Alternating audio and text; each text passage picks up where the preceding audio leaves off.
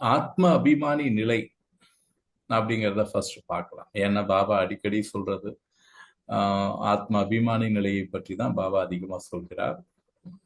ஆத்ம அபிமானி நிலை அப்படிங்கிறது என்ன?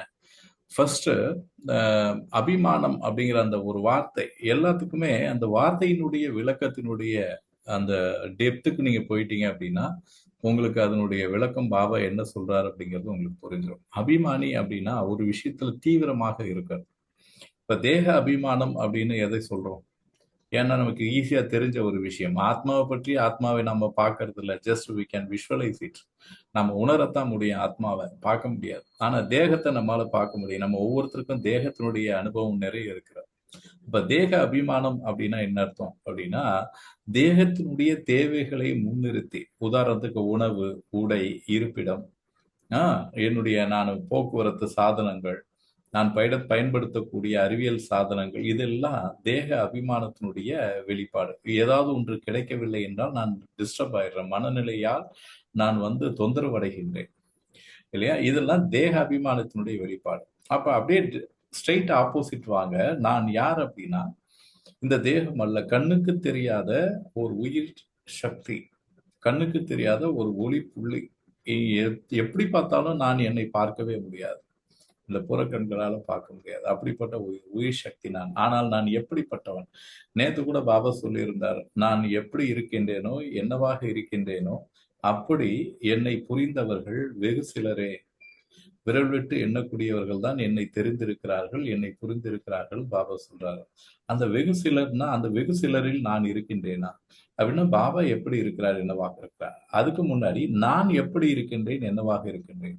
என்னுடைய அந்த ஆக்சுவல் ஸ்டேஜ், என்னுடைய உண்மை நிலை என்ன? ஆக்சுவலா ஒரு ஆத்மா அப்படின்னா அது எப்படிலாம் இருக்கணும்? ஒரு ஆத்மா அப்படின்னாலே தூய்மையானது. தூய்மை. ஃபார் எக்ஸாம்பிள் உங்ககிட்ட யாரும் பொய் சொன்னா, சின்ன விஷயத்துக்கு கூட பொய் சொன்னாலும் உங்களால அக்செப்ட் பண்ணிக்க முடியாது. Because you are pure soul. ஒரு சின்ன காலதாமதத்தை உங்களால ஏத்துக்க முடியாது. Because you are pure soul இல்லையா? ஒருத்தவங்க உங்ககிட்ட கோபமா நடந்துக்கிட்டா உங்களால அக்செப்ட் பண்ணிக்க முடியாது. Because you are pure soul. ஏன்னா ஆத்மாவுடைய இயல்பு அது கிடையாது. அதே மாதிரி எந்த ஒரு தூய்மையற்ற விகார விஷயங்களும் உங்களுக்கு பிடித்தமானது இல்லை. ஏன்னா நீங்க தூய்மையினுடைய உச்சம். நீங்க மட்டும் கிடையாது, ஒவ்வொரு ஆத்மாவும். ஈவன் அது விலங்கினுடைய ஆத்மாவாக இருந்தாலும் சரி, அதுக்கு பிடித்தது அன்பு தான். நீங்க அவங்க கிட்ட அன்பு காட்டினீங்கன்னா அந்த ஆத்மா உங்களுக்கு பிரதிபலனாக அன்பைத்தான் காட்டும். அது எவ்வளவு கொடிய மிருகமாக இருந்தாலும். இன்னைக்கு யூடியூப்லாம் வந்த பிறகு நமக்கு சிங்கம், புலி எது இருக்கிறதுலே மோஸ்ட் டேஞ்சரஸ் வைல்ட் அனிமலோ அது கூட நம்மிடம் எப்படி இருக்கிறது? நாம் அன்பு காட்டினால் அன்புடன் இருக்கிறது. இது இயற்கையினுடைய நியதி. ஆத்மா அப்படின்னாலே இயல்பிலேயே அன்பு நிறைந்தது. ஸோ அதுதான் நான். Just you can feel it. அதை உணர முடியும். இதுதான் ஆத்ம அபிமான நிலை. வெறுமனே நான் ஒரு பாயிண்ட் ஆஃப் லைட்ன்னு நினைக்கிறது மட்டும் ஆத்ம உணர்வு இல்லை. நான் ஆத்மா எப்படிப்பட்ட தன்மையினால் நிரம்பி இருக்கின்றேன், அந்த 7 குவாலிட்டிஸ் ஆஃப் த சோல், அதனுடைய மொத்த உருவமாக என்னை உணர்வதுதான் ஆத்ம அபிமான நிலை. அபிமானியாகவே இருத்தல். நான் ஒருபொழுதும் அந்த அன்பற்ற தன்மை என்னிடம் இருக்கக்கூடாது. அந்த அமைதியற்ற தன்மை என்னிடம் இருக்கக்கூடாது. நான் அமைதியின் சொரூபம். நான் ஐ எம் எம்பாடிமெண்ட். அது சொரூபம். சொரூபம்னா அதுவாகவே இருத்தல். உதாரணத்துக்கு நீங்க ஒரு ஸ்வீட் எடுக்கிறீங்க. ஸ்வீட்டை ஓரத்துல எடுத்தாலும் மத்தியில எடுத்தாலும் எப்படி இருக்கும் அப்படின்னா அது ஸ்வீட்டாகத்தான் இருக்கும். அந்த மாதிரி ஐ ஆம் எம்பாடிமெண்ட் ஆஃப் லவ். அதுவாகவே நான் இருக்கின்றேன். அன்பின் சொரூபமாக இருக்கின்றேன். அமைதியின் சொரூபம், ஞானத்தினுடைய சொரூபம். ஞானம் சொல்லக்கூடியவன் அல்ல, ஞானத்தை கேட்கக்கூடியவன் அல்ல, ஞானம் பிடிக்கும் சொல்றவன் இல்லை, ஞானமாகவே வாழ்பவன். அதான் யோகி லைஃப் அப்படின்னு பாபா சொல்றார். நீங்க எதனோடு இணைக்கிறீர்கள் அப்படின்னு. அதான் ஆத்ம அபிமான நிலை. அப்ப அவ்வியக்த நிலைன்னா என்ன? வியக்தம் அவ்வியக்தம். வியக்தம் அப்படின்னா அந்த பாடி, பிசிக்கல் ஃபார்ம். அவ்வியக்தம்னா இந்த பிசிக்கல் ஃபார்ம் இல்லாத சப்டல் ஃபார்ம் அப்படின்னு அர்த்தம். சூட்சும நிலை. சூட்சுமம் அப்படின்னா இப்ப நீங்க என்ன கான்சியஸ்ல இருக்கிறீங்களோ அந்த கான்சியஸ்னுடைய வைப்ரேஷன்ஸ் உங்ககிட்ட இருந்து ஆட்டோமேட்டிக்கா என்ன ஆகிட்டே இருக்கு அப்படின்னா ஸ்ப்ரெட் அவுட் ஆகிட்டே இருக்கு. இது நீங்க தெரிஞ்சு செஞ்சாலும் சரி, தெரியாம அந்த உணர்வுல இருந்தாலும் சரி, உங்களை சுற்றி அந்த அதிர்வுகள் பரவிக்கொண்டே இருப்பதை நீங்க உணர்ந்துதான் ஆகணும். இப்ப நான் கோபமா இருக்கேன், நான் கோபத்தை பரப்பிக்கிட்டு இருக்கேன்னு நீங்க நினைக்கலனா கூட ஆட்டோமேட்டிக்கா உங்களை சுத்தி அந்த கோபத்தினுடைய அதிர்வுகள் பல்கி பெருக்கிக் கொண்டே இருக்கும். நீங்க ஒரு விதை போட்டா ஒண்ணா இருக்காது, பலவாறு அது பரவுகிறது. ஒரு விதை போட்டா ஒரு விதை மட்டும் வர்றதில்லை. அந்த மாதிரி நீங்க என்ன கான்சியஸ்னஸ்ல இருக்கிறீங்க? இந்த பாடிங்கிற கான்சியஸ்ல இருக்கிறீங்களா, அல்லது இந்த பாடியை விட்டு சப்டில் கான்சியஸ்ல இருக்கிறீங்களா? அந்த சப்டில்னஸ் கிரியேட் பண்றது யார் அப்படின்னா, you are the creator of your subtle form. உங்களுடைய சூட்சும உருவத்தை உருவாக்குவது உங்களுடைய மனநிலை தான். இப்ப பாபா எப்படி இருக்கிறாரு அப்படின்னா, சப்டில் ஃபார்ம்ல இருக்கிறாரு. ஈவன் பிரம்மா சப்டில் ஃபார்ம்ல இருக்கிறாரு.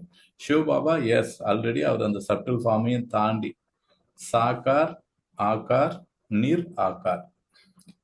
சாக்கார் அப்படின்னா பிசிக்கல் ஃபார்ம், ஆகார் அப்படின்னா சப்டில் ஃபார்ம், நிர் ஆகார்னா அந்த சப்டில் ஃபார்மும் இல்லாத, அதான் நிர் ஆகார் அப்படின்னு அர்த்தம்.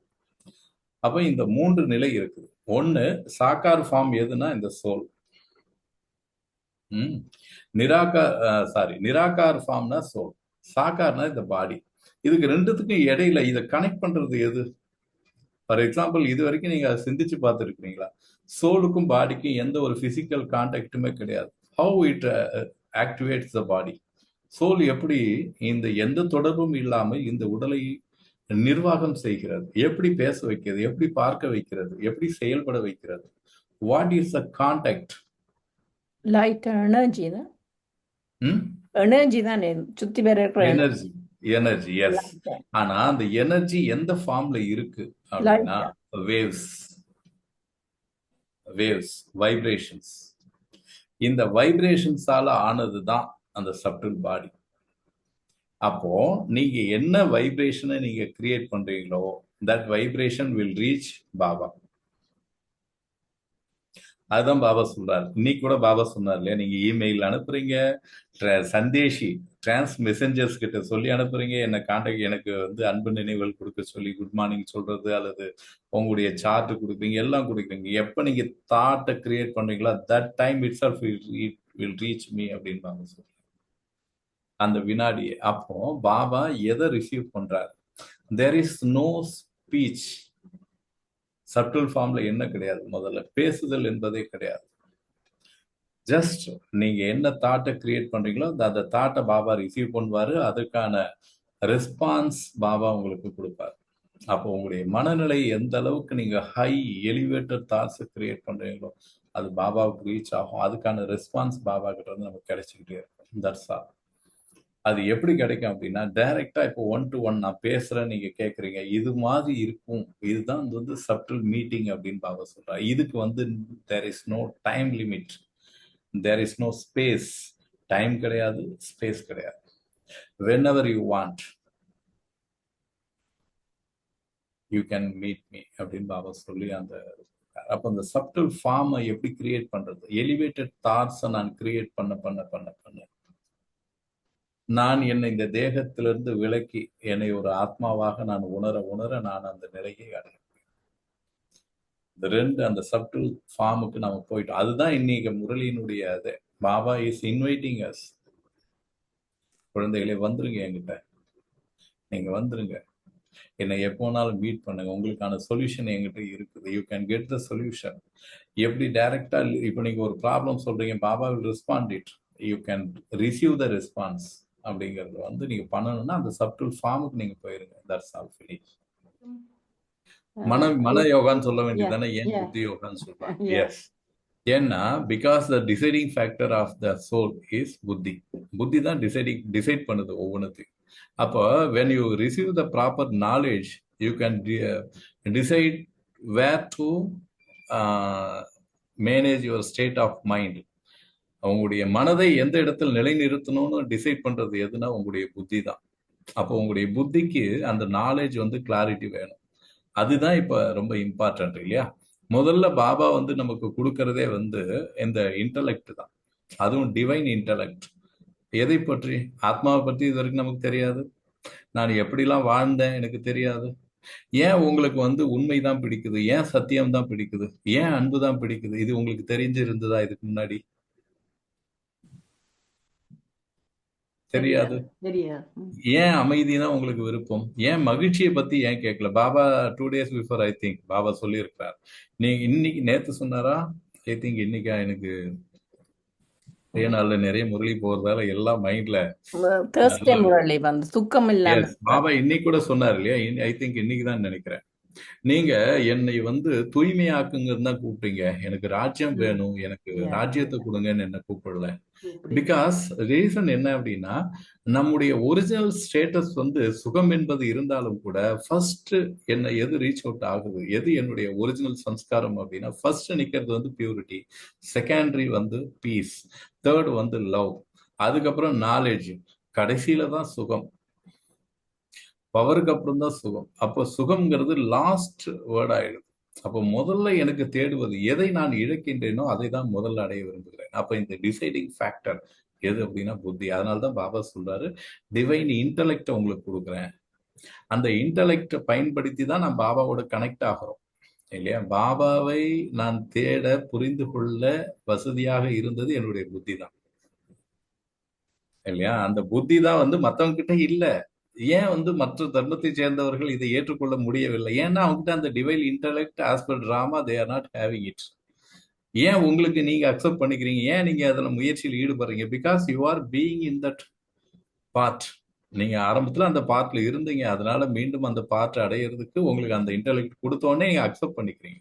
அப்ப அந்த இன்டலெக்ட் தான் already you are having that intellect. அதனாலதான் நீங்க வந்து என்ன பண்றீங்க? கம்பேர் பண்ணி you are not receiving a new knowledge. The knowledge is already in your sanskar. Baba வந்து just he is agitating. We are verifying it. Yes. அங்க வந்து நோங்கிறதே வரவே வராது இல்லையா? அப்படி நோன்னு வந்ததுன்னா அவங்க இந்த நாலேஜை ஃபாலோ பண்ணவே மாட்டாங்க, விட்டுட்டு போயிடுவாங்க. Just simple. அப்ப இது நாலேஜை பயன்படுத்தி நாம் யோகா பண்றோம். அதனால இதுக்கு பேரு புத்தி யோகா. தாட்டை பயன்படுத்தி கிடையாது. Yes, thought we are creating according to the intellect. அதனால இதுக்கு எது மெயின் ஃபேக்டரா இருக்கு அப்படின்னா knowledge and buddhi. So it is called buddhi yoga. இது தாட் யோகான்னு கூட சொல்ல முடியாது. பிகாஸ் இது மனதினால் செய்தாலும் அதற்கு மனதிற்கே ஆதாரமாக மனதை வழிநடத்தக்கூடிய ஒரு ஃபேக்டர் எதுனா புத்தி. அதனால்தான் இதுக்கு பேரு புத்தி யோகா. Thank you brother. தேங்க்யூ. நல்லது. இது எல்லாமே எனக்கு ரிசீவ் ஆனது யார்கிட்ட இருந்து? One and only the supreme. So it whole energy to all the souls. எல்லாருக்கும் அவருடைய வழிகாட்டுதல் அது கிடைக்கணும்னு தான் இந்த விஷயங்கள்லாம் நடக்குது. I think it is also in the drama.